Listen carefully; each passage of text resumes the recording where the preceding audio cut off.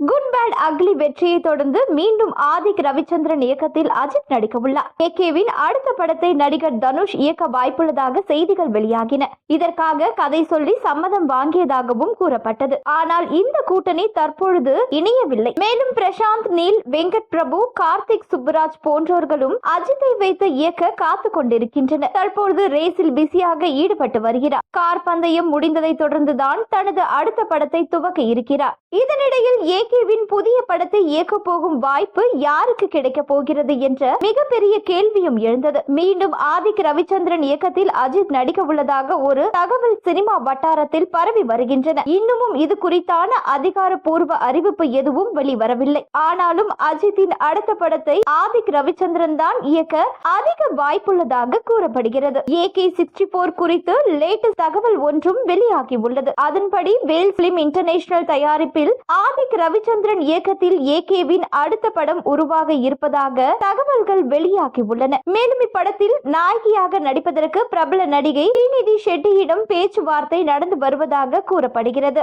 இப்படத்தின் ஷூட்டிங் இந்த ஆண்டு நவம்பர் மாதம் துவங்க உள்ளதாகவும் அடுத்த ஆண்டு கோடையில் இந்த படம் ரிலீஸ் ஆக இருப்பதாகவும் சினிமா வட்டாரங்கள் தெரிவிக்கின்றன. கோப்ரா படத்தின் மூலமாக தமிழ் சினிமாவில் நடிகையாக அறிமுகமான ஸ்ரீநிதி ஷெட்டி KGF படத்தின் வாயிலாக பான் இந்தியா நடிகையாக மாறினார். ஏகே நடிப்பில் இந்த ஆண்டு விடாமுயற்சி என 2 படங்கள் வெளியாகின. தனது தீவிர ரசிகரான ஆதித் ரவிச்சந்திரன் இயக்கத்தில் குட் பேட் அக்லி படம் தரமான பேன் பாய் சம்பவமாக ரசிகர்கள் கொண்டாட வைத்தது. உலக அளவில் இப்படம் 250 கோடி ரூபாயை வசூலித்துள்ளது. மீண்டும் அவர்கள் கூட்டணியில் இணைவதால் மாஸ் சம்பவம் உறுதி.